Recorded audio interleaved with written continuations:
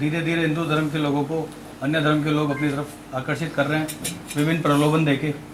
हाँ, उत्तर तो आपने स्वयं दे दिया, प्रलोभन देके।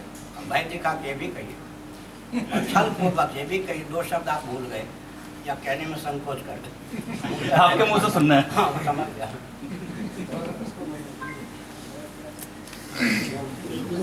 पहले सुनिए,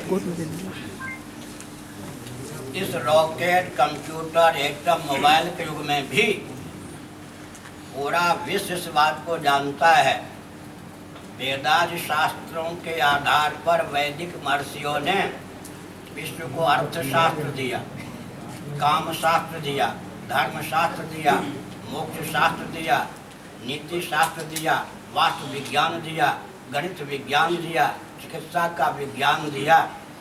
ऐसी स्थिति में हमने एक संकेत किया कि दर्शन, विज्ञान और व्यवहार तीनों धरातल पर सनातन वैदिक आर्य हिंदू धर्म सर्वोत्कृष्ट है। इस रॉकेट, कंप्यूटर, एटम, मोबाइल के युग में भी ऐसी स्थिति में दार्शनिक आधार पर, वैज्ञानिक आधार पर, व्यावहारिक आधार पर कोई भी हिंदू धर्मांतरण को स्वीकार करके पथभ्रष्ट हो जाए, यह संभव नहीं है। समझ गए? हमारी आधारशिला इतनी मजबूत है कि स्वतंत्र भारत में धर्मांतरण के कितने प्रकल्प हैं। आपका ध्यान केवल घोषणा पूर्वक जो हिंदू स्वयं को क्रिश्चियन घोषित कर देते हैं उधर है। धर्मांतरण का तो यह 1% केवल अंश है। भारतीय संविधान की 25वीं धारा का मैंने नाम लिया पहले उत्तर में। उस धारा के अनुसार भारतीय संविधान जो बना है स्वतंत्र भारत में, उसके अनुसार जैन, बौद्ध, सिख ये सब के सब हिंदू परिभाषित किए गए।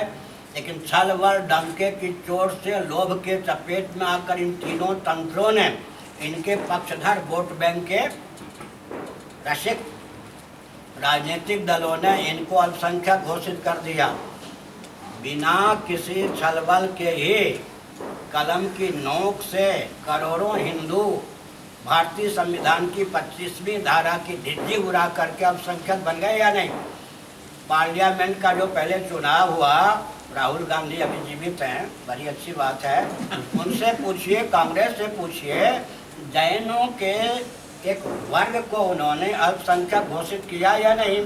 इसका मतलब एक एक शासन तंत्र क्या करता है, एक कलम की नोक से एक क्षण में करोड़ों हिंदुओं को पथभ्रष्ट कर देता है। धर्मांतरण करके, धर्मच्युत करके अल्पसंख्यक करने का प्रयास किया जाता है। अब दूसरी बात यह है कि जो भी तंत्र भारत में हिंदुओं को लोभ के वशीभूत करके, भय के वशीभूत करके, क्योंकि मैं जंगलों में भी जाता हूँ, भय पूर्वक, छल पूर्वक कितने दुर्व्यवहार होते हैं इसको मैं अच्छी तरह जानता हूँ। नाम एक ले लेता हूँ, जॉन जोसेफ। जब वाजपेयी जी प्रधानमंत्री थे तब अल्पसंख्यक आयोग का एक व्यक्ति जॉन जोसेफ कार्डी का, क्रिश्चियन, मेरे पास आया था।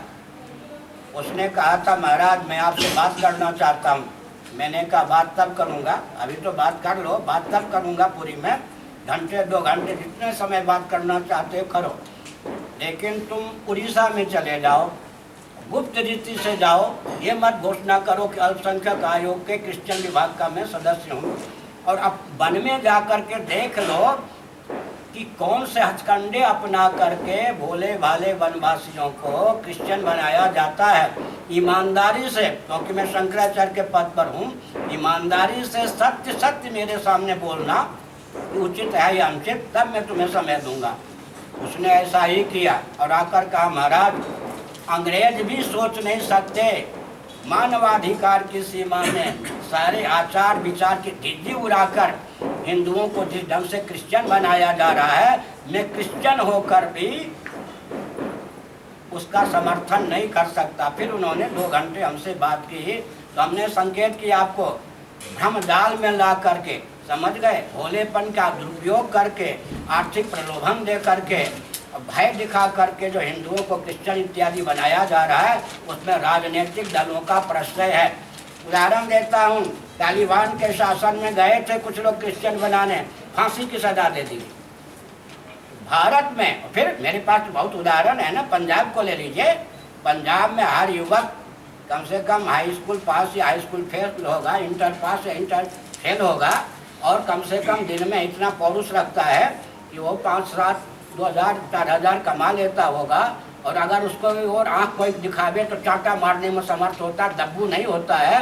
लेकिन अब पंजाब में हर 10 किलोमीटर पर, समझ गए, चर्च और क्रिश्चियनों की बाढ़ किस कारण है? जब तक भारत के प्रधानमंत्री, जब तक प्रांत के मुख्यमंत्री, उनके अधीन कलेक्टर, डीजी, आईजी, तहसीलदार इत्यादि बिकते नहीं, दबते नहीं, तब तक भारत में धर्मांतरण का प्रश्न ही नहीं उठता। जो कुछ धर्मांतरण किया गया, मैंने सोनिया जी को 24 साल पहले कहलवाया था, घोषणा करो कि स्वतंत्र भारत में जितने हिंदू क्रिश्चियन बनाए गए हैं वो सब अवैध हैं। जब अंग्रेजों के शासनकाल में उनकी दाल नहीं गली तो स्वतंत्र भारत में दाल गलती है। इसका मतलब पहले प्रधानमंत्री बिकता है भारत का, मुख्यमंत्री बिकता है, डीजी, आईजी आदि बिकते हैं। मोदी जी या किसी व्यक्ति को लेकर नहीं बोल रहा। धर्मांतरण क्यों भारत में? जबकि दार्शनिक, वैज्ञानिक और व्यावहारिक धरातल पर सनातन धर्म के सामने कोई धर्म टिक नहीं सकता। हर देश में, हर काल में, हर परिस्थिति में, हर व्यक्ति के लिए सदा उपयोगी, पूर्ण रूप से उपयोगी धर्म का नाम सनातन धर्म है। सनातन धर्मी अर्थात गरीबी पालते हैं राजनेता, और गरीबी का लाभ उठाने देते हैं वोट बैंक की भावना से क्रिश्चियन तंत्र को, समझ गए ना? इसलिए राजनेताओं का षड्यंत्र है, ये शासन करने योग्य नहीं है। देशभक्ति का परिचय दें राजनेता। और मैं उदाहरण देता हूँ, हाथ कंगन का आरसी क्या, मेघालय इत्यादि चले जाइए, मिजोरम आदि चले जाइए, नागालैंड आदि चले जाइए, सब मेरे घूमे हुए क्षेत्र हैं। वहाँ अब धीरे धीरे एक भी हिंदू मुख्यमंत्री हो सकता है। जम्मू कश्मीर चले जाइए, वोट बैंक के कारण कहाँ पहुँचा दिया, अभी आपको मालूम है या नहीं?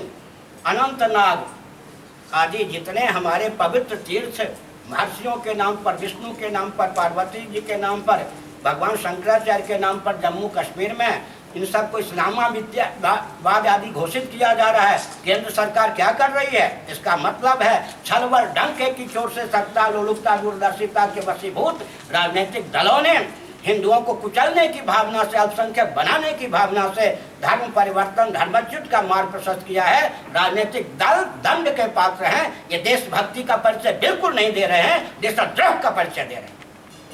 महाराज श्री गायों